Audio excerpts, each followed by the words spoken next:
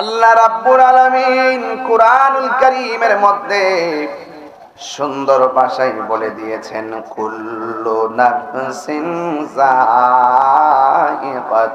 মাউত। সব প্রাণীকে মৃত্যুর স্বাদ গ্রহণ করতে হবে।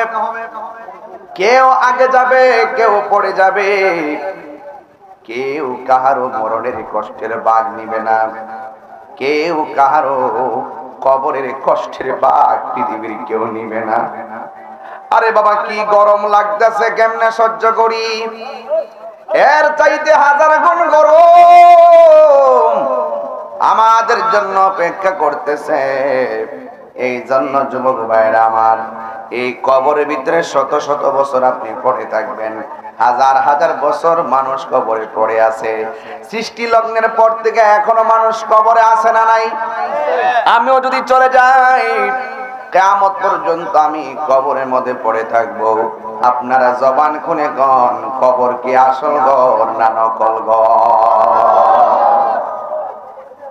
এই জন্য কবরে যেতে হবে। আমার আল্লাহ বলছেন, মিনহা খালাকনাকুম ওয়া ফিহা নুঈদুকুম ওয়া মিনহা নুখরিজুকুম তারাতান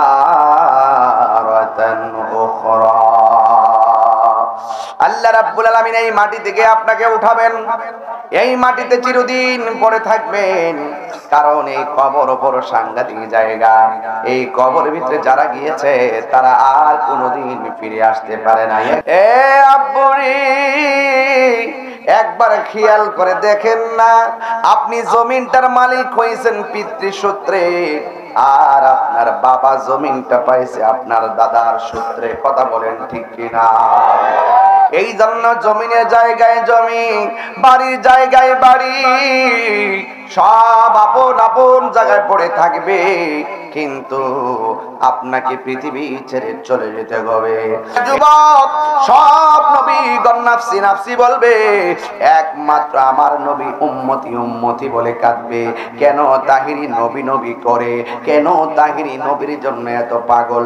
আমি জানি কবরে নবী ছাড়া আপন হবে না, আমি জানি কবরে রাসূল ছাড়া আপন হবে না, আমি জানি হাসরের ময়দানে নবী ছাড়া কোনো উপায় হবে না। ও যুবকের দল, পায়ের মধ্যে হাত দিয়া বলে দিয়ে যায়, অনুরোধ করে বলে দিয়ে যায়, জীবনে একটা কিছু করেন আর না করেন, কিন্তু নামাজটা ছাইরেন না। হাসরের ময়দানে সর্বপ্রথম নামাজের হিসাব নেওয়া হবে। থামো, আল্লাহ আমি তো নামাজি। আল্লাহ কয়, তুমি নামাজ পড়ছো মানুষকে দেখাইবার জন্য, আমি আল্লাহকে সন্তুষ্ট করার জন্য নামাজ পড়ো নাই। এই জন্য আপনারা বলেন, ইবাদত করব একজনের সন্তুষ্টির জন্য। জবান খুলে বলুন তিনি কে? আর মায়ার সুরে বলুন তিনি কে? এই জন্য হাসরের ময়দানে সর্বপ্রথম নামাজের হিসাব নেওয়া হবে। এ যুবক, ওই কঠিন মুসিবতে 7 শ্রেণীর মানুষকে আমার আল্লাহ আরশে আজিমের নিচে ছায়া দিবে। এর মধ্যে এক শ্রেণী হলো যারা আল্লাহর পথে দান করে, 2 নম্বর হলো যারা ন্যায় বিচারক, 3 নম্বর হলো যারা ইবাদতের জন্য যারা মনটা পাগল। আজকে সমাজের মধ্যে কি পেয়েছি? আমরা সমাজের মধ্যে দেখেছি বাজারের মধ্যে মানুষের অভাব নাই, কিন্তু মসজিদে গেলে মুসল্লির খবর নাই। কথা বলেন ঠিক কিনা? এমন কিছু মসজিদ যাই, ফজরের নামাজের টাইমে মুসল্লি খালি। কথা কন ঠিক না বেটে? কি একটা প্রজন্মের মধ্যে আইসা পড়ছি, সারা রাত শুধুমাত্র মোবাইল আর মোবাইল, ফজরের টাইমে সবাই ঘুমায়া থাকে। কথা কনা ঠিক কিনা? আর বড় করে বলেন না ঠিক কিনা বেটে?